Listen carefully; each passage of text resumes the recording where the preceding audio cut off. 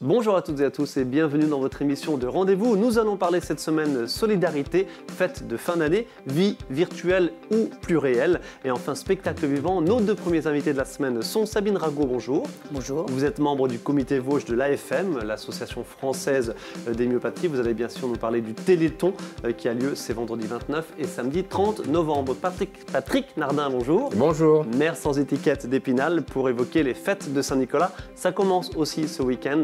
Vendredi 29 et ça durera jusqu'au 1er janvier, un peu plus d'un mois de festivités dont on va se détailler le contenu. En seconde partie d'émission, nous recevrons Marc Heusler, le recteur du Sanctuaire de Sion, pour son livre, son manifeste, un enjeu de liberté.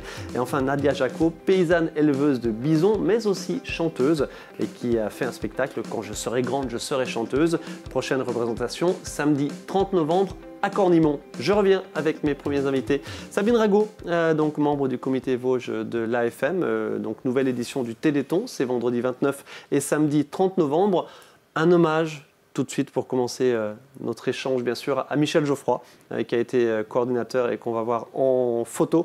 Michel Geoffroy donc, qui est parti en juin dernier. Il avait été pendant des années coordinateur départemental du Téléthon.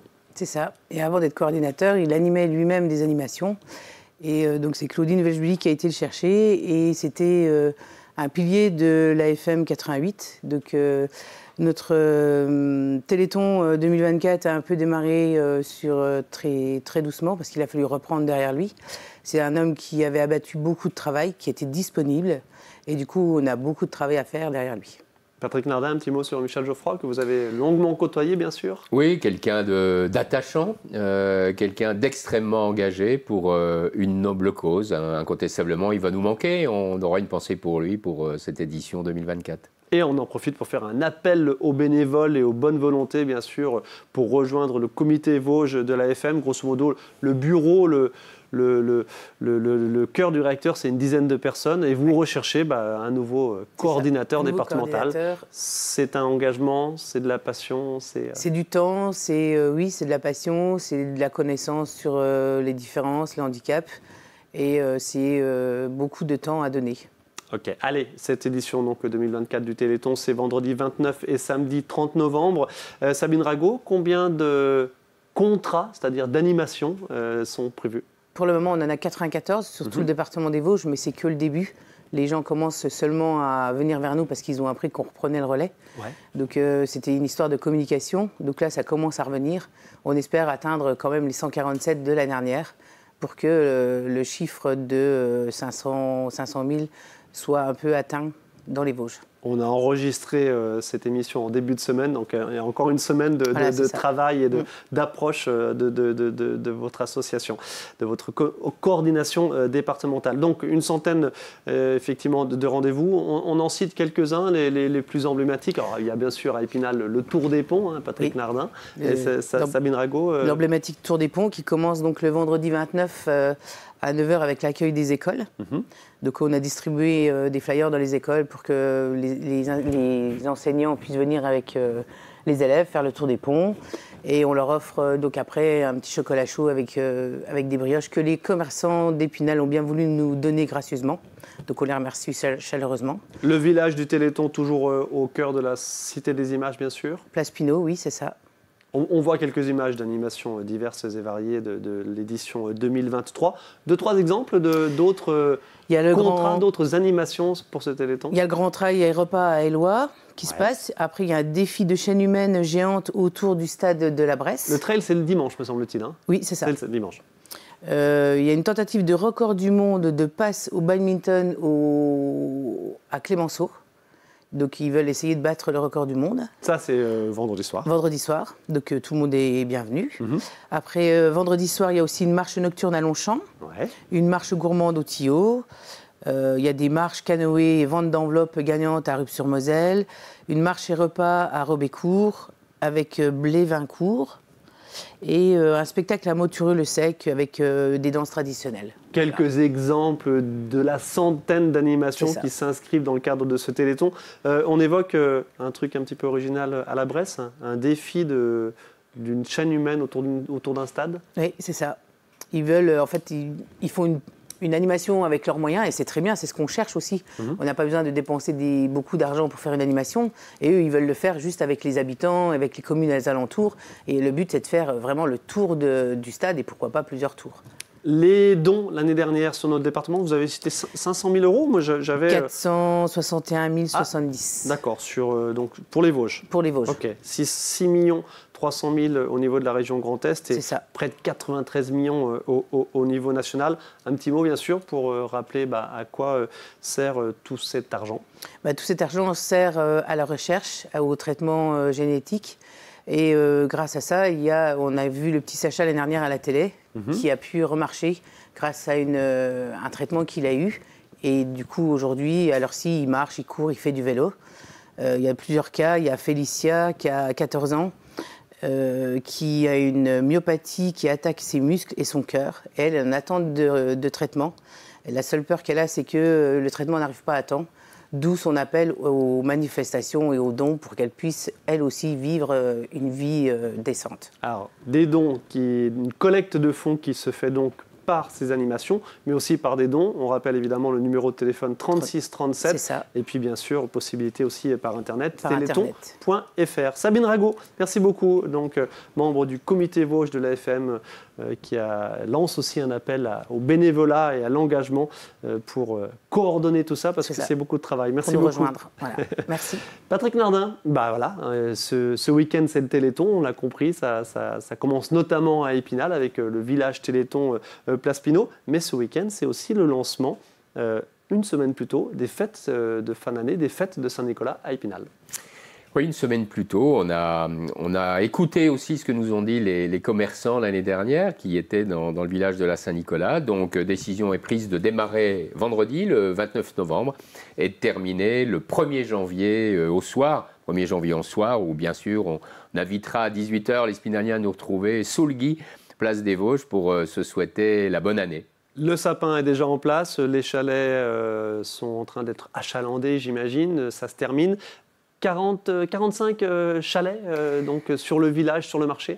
Oui, alors on essaye chaque année d'apporter un plus. Donc Épinal va revêtir ses habits de lumière comme depuis 4 ans, à partir de vendredi.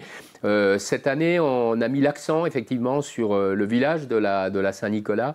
10 chalets l'année dernière. J'ai souhaité que la ville récupère la gestion et la commercialisation des chalets. Et cette année, c'est 45 chalets, effectivement. Il y aura de l'alimentaire, mais pas que. Il y aura des décorations de Noël, des boules de Noël, et donc des commerçants qui viennent d'un peu partout, autour, comme l'année dernière, autour de la basilique, au pied de la basilique.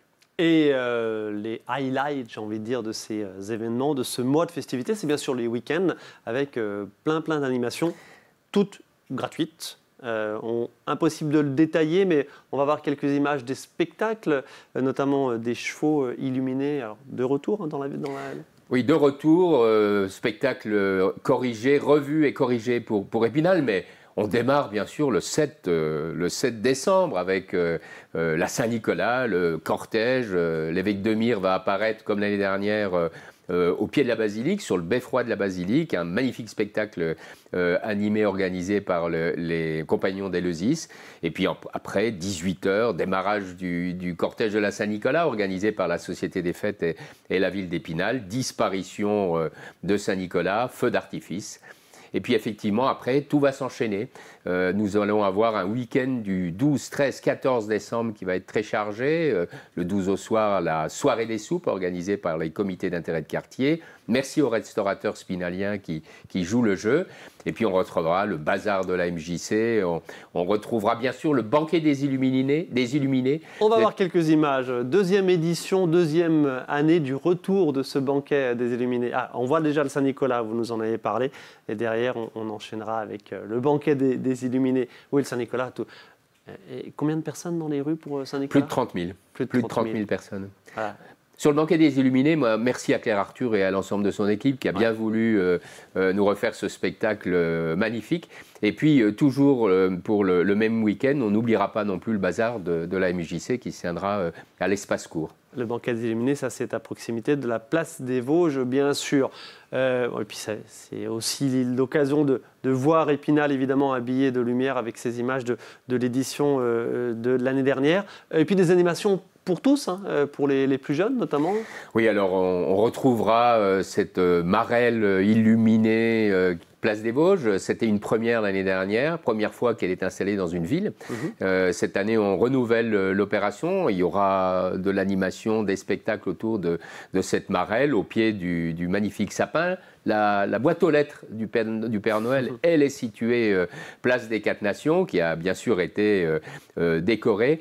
Et puis il y a aussi toutes les activités portées par Épicentre, décoration de la place Pinault, et puis Épisonge, comme l'année dernière, organisée par Épicentre. Vous pouvez trouver les dates de tous ces événements, bien sûr, sur le site de la ville, et également dans le magazine d'Épinal qui est paru début novembre. Voilà, beaucoup de choses, impossible de tout détailler, mais effectivement, organisez votre week-end festif à Épinal en chopant tous les horaires sur le site internet et les réseaux.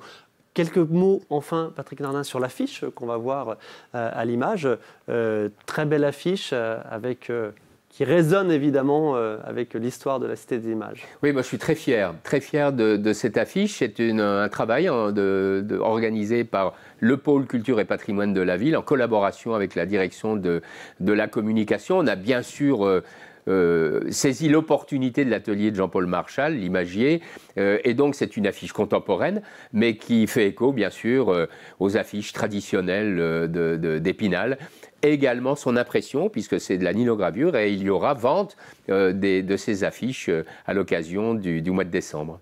Un petit teasing avec une 50aine d'exemplaires seulement. Ça va numéroté. Numéroté, ça va certainement très vite partir. Allez, Patrick Nardin, merci beaucoup. Donc les fêtes de Saint-Nicolas dans la Cité des Images, à partir de ce vendredi 29 et jusqu'au 1er janvier. Merci beaucoup Sabine Rago. Donc on rappelle bien sûr le Téléthon également ce vendredi 29 et samedi 30 novembre, une centaine d'événements. Le site internet téléthon.fr ou le 3637 à l'ancienne par téléphone. Merci à tous les deux. Merci. Merci. Merci à vous de votre attention. Vous restez avec nous pour la seconde partie de Qu'on se le dise. Seconde partie de votre émission de Rendez-vous Qu'on se le dise avec Marc Oessler. Bonjour. Bonjour. Vous êtes le recteur du sanctuaire de Sion. Vous êtes prêtre, bien sûr, attaché au diocèse de Saint-Dié. Et vous allez nous parler de ce livre que j'ai présenté comme un manifeste, mais vous me direz si c'est le cas ou pas, un enjeu de liberté. Tout est dit. Nadia Jacot, bonjour. Bonjour. Vous êtes paysanne éleveuse, le mot paysanne, vous y tenez, oui. De Bison à Bleurville, mais vous êtes aussi chanteuse pour un spectacle que vous avez déjà joué l'année dernière à Remiremont, c'était au Théâtre de la Miroiterie, et là vous le proposez à nouveau à Cornimont ce samedi 30 novembre. C'est ça. Le contenu de ce spectacle dans quelques instants. Marc Oessler, donc recteur du sanctuaire de Sion, un enjeu de liberté, c'est votre premier livre, on va en parler dans quelques instants. Un petit mot de rappel quand même sur le sanctuaire de Sion. Oui, alors juste une petite rectification du diocèse de Nancy. Diocèse de Nancy, pardon. Et donc sur le sanctuaire de Sion, donc c'est une colline, je pense, qui est assez connue ici aussi, qui, je dirais, qui domine toute la plaine du nord des Vosges, là, de laquelle on a une très belle vue, c'est magnifique, et ça nous offre des occasions de contempler, et ça tombe bien, hein, dans un sanctuaire, c'est aussi un petit peu le rôle d'un sanctuaire, c'est de prendre un peu de recul, et puis de se ressourcer, et de contempler la beauté. En termes plus précis, spirituels, on appelle ça la création, mais en tout cas c'est la contemplation de la nature. Et la fréquentation de ce site, rappelez-nous? La fréquentation, en tout cas, dès qu'il y a un rayon de soleil, ça afflue, il y a du monde. Ouais. Très vite, très très vite. Ok, allez, évidemment, la colline de Sion, on connaît. Un enjeu de liberté, donc aux éditions Osmose, fuite dans le réel, vie fragmentée, quand se réveille-t-on? Quel a été le déclic pour ce livre, pour ce texte? Le déclic, c'était surtout, d'abord, en premier lieu, je dirais un petit peu l'amour du réel, parce que j'aime beaucoup la nature. Entre autres, les Vosges, j'ai essayé de la décrire un petit peu au début du livre. Vous commencez comme ça, hein, voilà. Par vos pérégrinations sur les hauts. Ça, sur les Hauts-de-Chaume. Encore maintenant à Sion, ce matin, j'avais un lever de soleil sur la ligne bleue des Vosges. Et cet amour du réel, en fait, m'a fait mesurer le contraste aussi avec ce que nous vivons aujourd'hui, c'est-à-dire me semble-t-il, beaucoup de fuites dans le virtuel sur nos écrans, et qui finalement nous empêchent de goûter pleinement ce réel, que je qualifierais en un mot la présence, en fait, la présence à ce qui nous environne, à la nature, on l'a dit, ou la présence à nous-mêmes aussi, la présence aux autres en chair et en os. Voilà, le mot de présence, me semble-t-il, est ce qu'il nous faut retrouver aujourd'hui. De l'attention captée à l'attention donnée, c'est un Oui. titre de un des chapitres. Oui, oui, parce qu'en fait, le grand enjeu, me semble-t-il, aujourd'hui, c'est notre attention. C'est-à-dire que les grands, les puissants, ce qu'on appelle les GAFAM, les grands puissants du numérique, ont tout intérêt à capter notre attention. Là où nous avons plutôt intérêt pour notre liberté à la garder, parce que notre attention est cette porte indispensable pour nos relations, et puis aussi pour avoir accès à nos facultés, la mémoire, l'intelligence, la volonté, notre conscience, Et si nous n'avons plus ces facultés en nous, en notre possession, nous perdons notre liberté, justement. Donc cette attention-là, si je peux à nouveau me la réapproprier, mais pour la donner, justement, donner son attention aux autres et à tout ce que nous voyons autour de nous de beau, eh bien, je pense qu'on y gagne beaucoup, bien sûr, en humanité. Ouais. Et vous parlez de la pensée aussi. Réapprendre, entre guillemets, à penser de soi-même, à avoir un esprit critique sur tout, c'est important. Oui, oui, parce qu'il me semble là aussi que on pense pour nous un peu trop. On suit des algorithmes, on devient un peu des automates en quelque sorte. Et l'enjeu est sans doute aussi de récupérer notre capacité de penser. Ce qui est vraiment fondamental. Si on perd notre capacité de penser, on perd aussi notre liberté. Et puis on perd notre capacité, vous savez, à discerner ce qui est juste, ce qui est bon, ce qui l'est moins, ce qui est vraiment, ce qui nous fait vivre vraiment, ce qui nous rassasie ou ce qui, au contraire, nous éparpille sans cesse. Voilà, il y a tout un enjeu avec cette récupération de la pensée, en effet. Oui. Et comment vous avez abordé tout cela dans ces différents chapitres, ces différentes thématiques? D'abord en essayant de bien nommer les choses. J'aime beaucoup cette phrase d'Albert Camus qui dit que mal nommer les choses, c'est ajouter au malheur du monde. Et donc, il me semble que c'est un service qu'on se rend quand on essaye de bien nommer, même si parfois ça frotte un peu, c'est-à-dire que on a tendance un petit peu à se dire, mais enfin, ça peut nous gêner, quoi, de bien nommer ce qui se passe. Mais en même temps, c'est un service qu'on se rend, donc bien nommer les choses, avoir un langage de vérité sur ce qui se passe en essayant de ne pas se mentir sur ce flux dans lequel on est actuellement. Et puis ensuite, en essayant d'inviter à redécouvrir la beauté du réel. Voilà, de goûter, il y a une saveur au réel aussi, à nos relations, puis on l'a dit tout à l'heure, à la contemplation. Voilà, l'invitation à réinvestir le réel, oui, tout à fait. Un peu de spiritualité aussi? Oui, parce qu'en fait, c'est aussi un soupçon. En fait, c'est aussi en tant que chrétien et a fortiori en tant que prêtre que j'ai écrit ce livre. Donc c'est une incitation aussi à retrouver la vie intérieure, la vie de notre âme, toutes nos soifs profondes. Voilà, on a des soifs profondes cachées et je pense qu'on ne regrettera pas à retrouver ces soifs qui nous font un petit signe vers plus grand que nous-mêmes, oui, tout à fait. Un enjeu de liberté, c'est aux éditions Osmose. Je dis le prix, 8 €, donc c'est tout à fait abordable, 120 pages. Et voilà, les différentes thématiques, les différents chapitres abordés par donc vous, Marc Hössler, recteur du Sanctuaire de Sion. Merci beaucoup. Merci à vous. Merci à vous. Nadia Jaco, ça vous parle tout ce que vient de dire Marc Hössler? Complètement. Vous n'êtes pas là pour ça, mais on va quand même en dire quelques mots. Vous êtes paysanne, éleveuse de bisons à Bleurville. Alors on oublie le mot bison tout de suite parce que ça mériterait une émission à part entière. On vous connaît, on va certainement revenir vous voir tout bientôt. Mais vous êtes paysanne et là on est avec Marc Hössler, on est dans tout simplement le bon sens. Et je sais que le bon sens paysan vous tient à cœur. Ah oui, oui, tout à fait. Et on se bat pour le préserver, le faire revenir, surtout, parce qu'il a été oublié, mis à mal. Et nous, avec mon mari... Thierry Jaco, on va le dire, qui est président de la Confédération paysanne, bien sûr. Porte-parole dans les Vosges. Voilà, à savoir, simplement, un mot là-dessus. Rappelez-nous ce qu'est l'agriculture paysanne que vous appelez de vos voeux, bien sûr. Alors, l'agriculture paysanne, c'est une agriculture naturelle au possible. Nous, on milite pour des petites fermes à la limite 10 petites fermes plutôt qu'une grosse. Et ça, c'est ça devrait être notre réalité. Mais on voit fleurir un peu partout ces fermes-usines qui sont une catastrophe pour l'environnement, pour nous êtres humains, pour notre santé, pour la planète, pour la nature, l'eau, qui est un bien précieux et rare et qui est vraiment... La santé humaine et la préservation des ressources naturelles, des thèmes qui vous tiennent à cœur. Et précisons que c'est pas parce qu'on a une petite ferme, que vous êtes une petite ferme, que vous n'avez pas non plus les moyens de vivre décemment, puisque la valeur ajoutée, évidemment, revient plus sur vos fermes qu'auprès d'industriels, d'intrants, d'engrais, etc., des produits que vous achetez. Allez, bref, on aura l'occasion d'en reparler.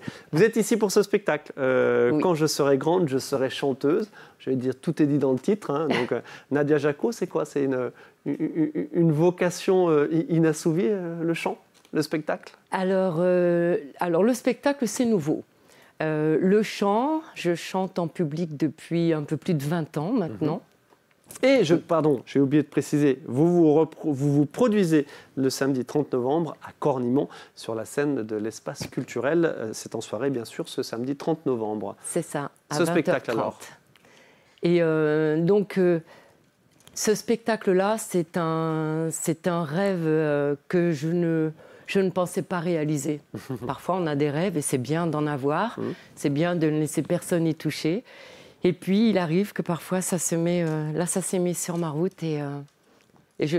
Moi, j'ai une philosophie, en fait. C'est si ça se met sur ma route, c'est que c'est juste. C'est une rencontre aussi, voilà. Une rencontre avec Sylvia Voynet, une metteuse en scène extraordinaire et qui est devenue une amie, qui m'a, elle, poussée sur la scène, vraiment poussée. Et puis, qui m'a aussi poussée à l'écriture. Je ne m'en croyais pas capable. Et ça a été une vraie révélation. Nadia Jacot, qu'est-ce que vous nous racontez sur scène? Qu'est-ce que vous transmettez comme message? Et puis vous êtes accompagnée ici sur ce plateau avec cette tête, ce masque qui s'appelle Adina. Adina. C'est pas un masque. En fait, c'est une vraie tête. Une vraie tête. Ramenez-la un tout petit peu vers vous, qu'on la voit bien dans la lumière. Voilà. Adina, c'est Adina anagramme évidemment de Nadia. Qui est avec moi sur scène. C'est un peu mon double de métal. Et c'est peut-être la petite Nadia. En fait, ce spectacle, c'est les confidences d'une petite fille, d'une ex-petite fille qui voulait devenir chanteuse. Et c'est un peu nostalgique. Et je vais raconter un petit peu ce vécu, ce parcours. Alors il y a de la nostalgie, il y a de la joie. Il y a des moments assez émouvants. Et puis, c'est un spectacle qui amène à chanter aussi parce que c'est gai. On va chanter. Je reprends des standards de la chanson française et internationale. Et le public chante avec moi. Mais les textes, bien sûr, sont de votre œuvre. On regarde tout de suite la bande-annonce. Un micro avec la grille pailletée était agrafé sur une des mains de la poupée de lit. J'ai le pied dans la tombe, déjà je ne suis plus. Tu m'as miré hier et je serai poussière pour toujours demain. Il ne nous a d'ailleurs jamais ni parlé, ni appris l'arabe.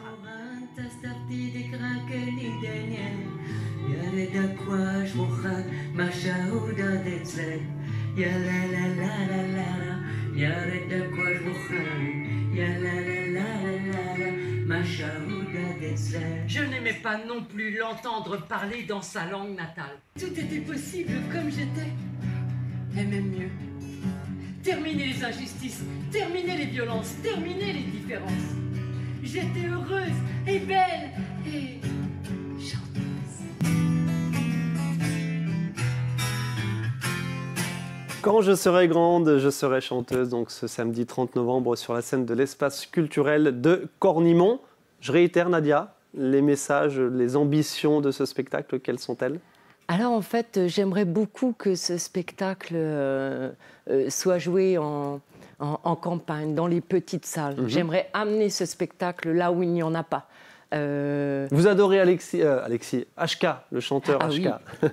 Oui. Et il y a un clin d'œil évidemment à HK parce que j'ai un petit côté aussi militante. Militant, bien sûr. Et je milite pour des causes justes. J'essaie de lutter contre l'injustice. Et donc, HK, c'est quelqu'un que j'aime beaucoup, qui est rallié à la cause paysanne. Et donc, il y a un joli clin d'œil dans le spectacle. Allez, on ne peut pas en dire beaucoup plus, évidemment, c'est un petit peu secret, mais on a compris que vous parlez de vos origines, de votre parcours. Et Marc Hössler, ça vous parle d'une certaine philosophie de vie et d'un certain bon sens aussi. Hein, c'est le terme de cette seconde partie d'émission. Allez, merci à tous les deux. Donc, Quand je serai grande, je serai chanteuse, Nadia Jaco, à retrouver ce samedi 30 novembre à Cornimont sur la scène de l'espace culturel. Et je représente un enjeu de liberté, donc Marc Hössler, aux éditions Osmose, Fuite dans le réel, vie fragmentée. Quand se réveille-t-on ? Tout est dit. Merci à tous les deux de votre participation à cette émission. Bonne continuation. Merci beaucoup. Merci à vous de votre attention. On se retrouve la semaine prochaine pour une nouvelle émission.